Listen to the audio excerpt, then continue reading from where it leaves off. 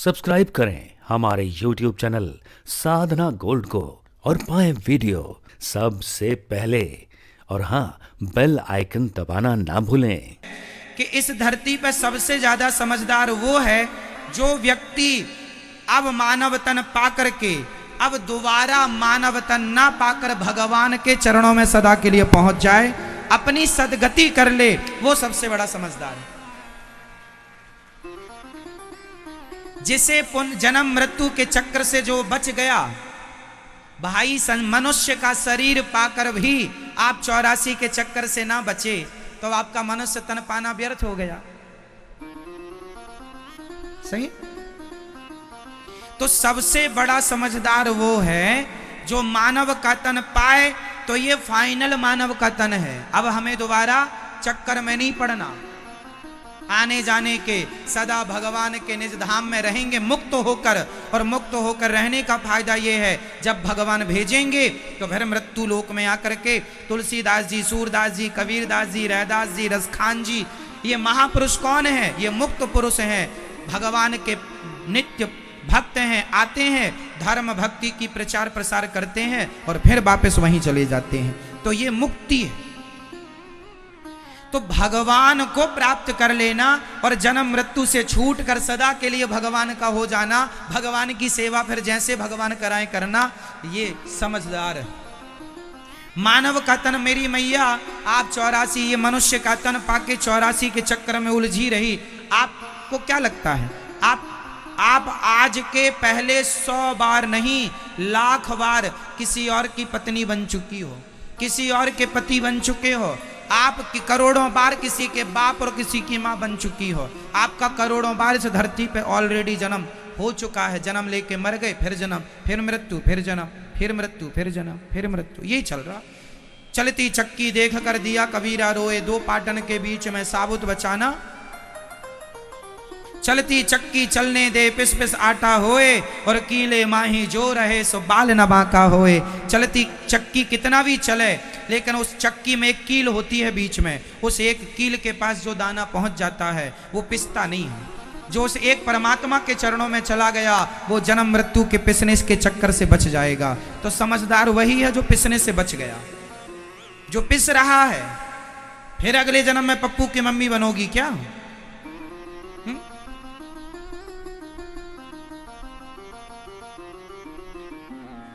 कितनी बार बनोगी और कितनी बार जन्म लोगी, कितनी बार मरोगी या मरोगे? कब तक ये सिलसिला चलेगा? इसलिए अब आए हैं। बताओ, 10वीं क्लास एक बार पढ़ना अच्छा है कि 10 बार पढ़ना अच्छा है? 12वीं क्लास एक बार पढ़ना अच्छा है कि 12 बार? बोलो। समझदार वो है जो 10वीं क्लास को एक बार पढ़े, फिर 11वीं में जाए, उसे भी एक बार पढ़े, फिर 12वीं में जाए। ये समझदार। अब 2-3 बार वही पढ़े, उसे तो समझदार नहीं कहेंगे। क्यों जी? सही है। तो जो मानव का तन एक बार पाके सदा सदा के लिए 84 से मुक्त हो जाए वो पास हो गया, और जो पढ़ा है फेल हो गया। फिर वही, फिर वही, फिर वही। ये तो पहला आंसर है आध्यात्म जगत का। सबसे समझदार कौन? जो जन्म मृत्यु से बच जाए। उत्तर दो, सबसे समझदार कौन? उत्तर दो, बोलो। मेरी मां जो जन्म और मृत्यु से बच जाए उसे आप क्या मानेंगे? समझदार। बताओ, सबसे समझदार कौन?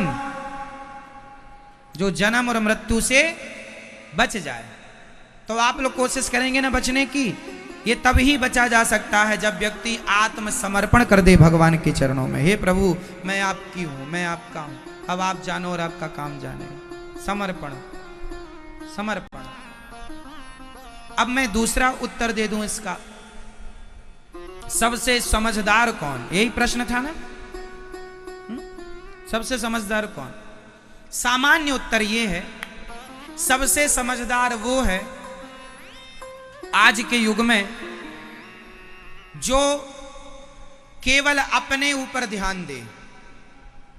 लोग क्या कर रहे हैं, लोग क्या कह रहे हैं, उस पर ध्यान ना दे मैं क्या कर रहा हूं, मैं क्या कह रहा हूं, सिर्फ इस बात पर ध्यान दे कि मैं क्या कर रहा हूं, मैं क्या कह रहा हूं, इस पर ध्यान दे, वो समझदार है। और जो ये सोचने लगा वो क्या कह रहे हैं, कहने दो, उनका काम है ये मुंह फाड़ना, कहने दो उनको। आप कब तक ध्यान देंगे, कब तक दूसरों को कहेंगे कि तुम ये ना कहो, तुम वो ना कहो। लोगों ने तो माता सीता को नहीं छोड़ा, इसलिए बिल्कुल ध्यान मत दो कि लोग क्या कहेंगे। आप पढ़ाई करने जाइए, पढ़िए, आप अपना नाम कमाइए, पैसा कमाइए, उसका सदुपयोग करिए, समाज की सेवा कीजिए, अपने ऊपर फोकस कीजिए। हम कैसे हैं, आप कैसे हैं, आप कैसे हैं, इससे हमें क्या करना।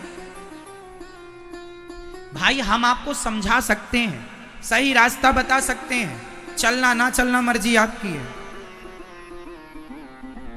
समझ रही हो ना मेरी माँ, हम कैसे हैं, हम किस रास्ते पर चल रहे हैं।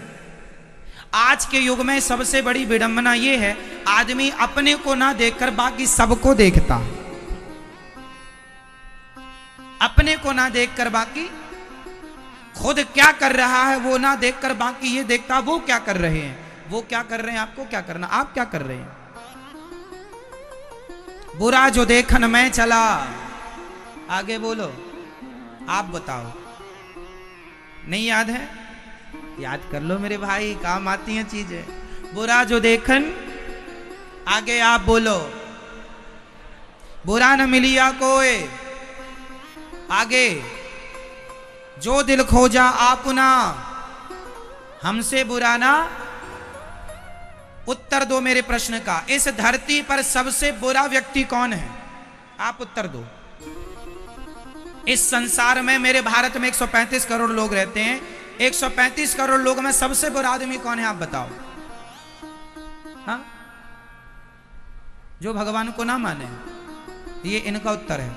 आप बताओ मैया सबसे बुरा कौन है, मैया बताएंगी। जो बुराई करे लोगों की। अच्छा मैया बताओ मेरी माँ, ये हरियाणा की मैया बताएंगी। भैया बोलो मेरी माँ, कौन सबसे बुरा, इस संसार में सबसे बुरा कौन। चलो आप उत्तर नहीं दे रहे हैं, आइए दास अनिरुद्ध उत्तर देगा। इस संसार में सबसे बुरा कौन, सबसे बुरा हूं मैं, सबसे बुरा हूं, हम स्वयं सबसे बुरे हैं।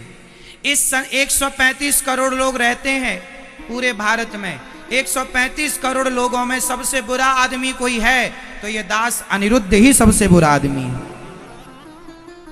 बुरा जो देखन में चला, बुरा न मिलिया कोई, जो दिल खोजा आपना, हमसे बुरा ना कोई। इस धरती पर सबसे अच्छा कौन है ये बताओ, सबसे अच्छा कौन,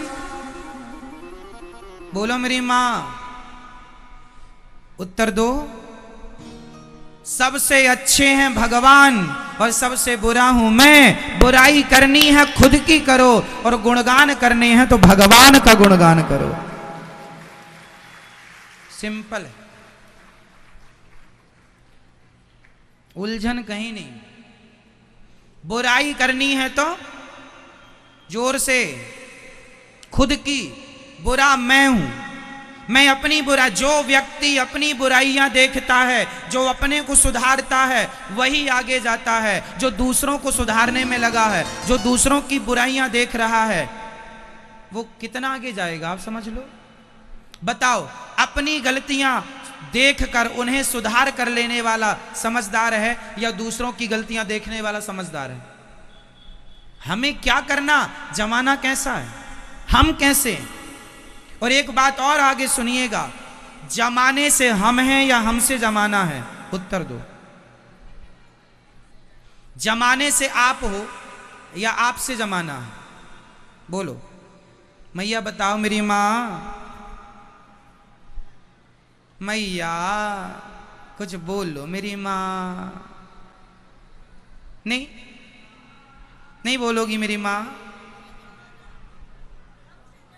जमाने से हम नहीं हैं, हमसे जमाना है। लोग कहते हैं यार जमाना बुरा है, अरे जमाना भी हमसे ही है, हम बुरे हैं इसलिए जमाना बुरा है, हम अच्छे होंगे तो जमाना भी अच्छा होगा।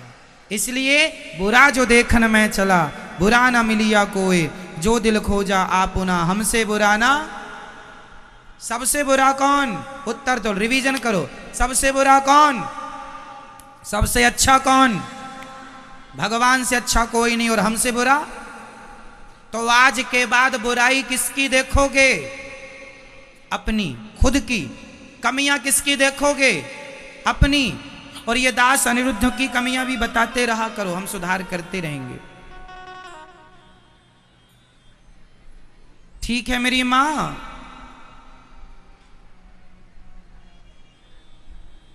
सबसे समझदार कौन?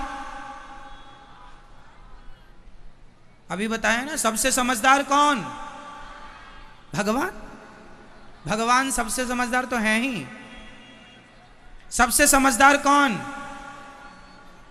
जो जन्म और मृत्यु से छूट जाए वो समझदार।